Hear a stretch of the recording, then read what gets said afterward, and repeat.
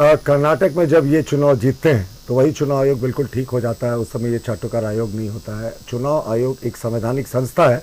संवैधानिक संस्थाओं पर माफ कीजिएगा, टिप्पणी करने से लोगों को परहेज करना चाहिए। कन्वीनियंस की राजनीति नहीं होनी चाहिए। जब ये कहीं और जीतते हैं तो सब कुछ ठीक होता है, लेकिन जैसे ही इनको लगता है कि इनका हार जल्दी नज़दीक है, आसन है, तो ये पहले से एक नया नैरेटिव सेट करने की कोशिश कर लेते हैं। ये कांग्रेस की पुरानी आदत रही है। अब देखिए, लौटते चुनाव आयोग की अपनी कोई मशीनरी नहीं होती। उनके कोई 2-4 अफसरों को छोड़ दे तो उनके कोई अफसर नहीं होते। जो जिला प्रशासन और राज्य सरकार के अधीन काम करने वाले अधिकारी होते हैं वही उनके अधीन काम करते हैं। तो ये जो कह रहे हैं, पहले तो मैं डीप फेक वीडियो के बारे में बताऊं आपको। ये चुनाव आयोग से पहले ये दिल्ली पुलिस में एफआईआर दर्ज किया गया। वो राजेश ठाकुर जी को जो नोटिस भेजा गया, वो एक डीप फेक अकाउंट के जरिए पूरे देश में जातीय अराजकता, जातीय विषमता फैलाने का प्रयास किया गया। 85% जिसकी आबादी है उसके बारे में डीप फेक वीडियो बनाया गया माननीय गृह मंत्री का कि हम उससे आरक्षण छीनने की कोशिश कर रहे हैं।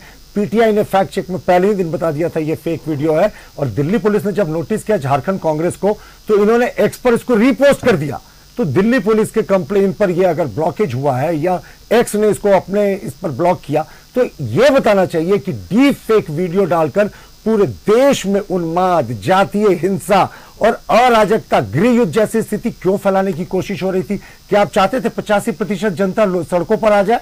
और जो राजेश ठाकुर जी को नोटिस हुआ था, ये इन्होंने इतना नोटिस ट्वीट किया है कांग्रेस के नेताओं ने, उसमें साफ अंडर सेक्शन 91, 160 ऑफ सीआरपीसी, और सिर्फ इनको कहा गया कि आप बताएं कि कौन से आपके ये जो वीडियो है उसका आप मूल कॉपी लेकर आए, किस अकाउंट में पोस्ट किया गया उसका डिटेल दिया गया, किस इंस्ट्रूमेंट से पोस्ट किया गया उसको भी लेकर आने कहा गया। ये तो समान प्रक्रिया है। और राजेश ठाकुर जी कह रहे हैं कि साहब मैं चुनाव में व्यस्त हूं, मैं नहीं जा सकता। ये कौन सा लॉजिक हुआ साहब? इतना संगीन अपराध, एक डीप फेक वीडियो। और देखिए, एक सिस्टमैटिक नैरेटिव है। 7 राज्यों के कांग्रेस के एक्स ऑफिशियल अकाउंट से ये पोस्ट किया गया। एक मुख्यमंत्री ने भी पोस्ट किया, एक नैरेटिव रचने की कोशिश की गई।